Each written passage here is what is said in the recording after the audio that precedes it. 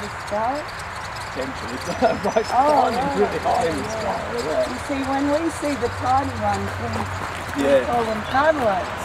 Because I'm surprised how few pardalotes you get and how many scarlets. There were definitely pardalotes at Sugarloaf. Oh, sorry. There were definitely pardalotes at Sugarloaf the first day.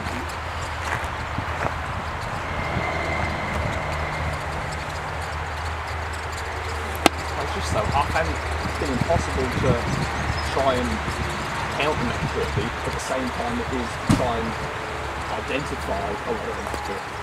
You know, if you try, you see something different, you can't hear it and you try and have a look at what it is, you're missing loads of birds that are flying past.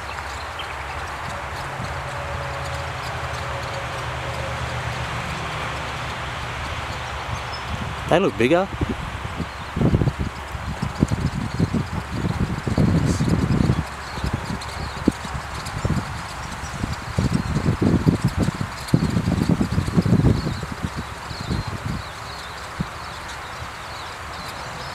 I wonder whether even, babies of other passengers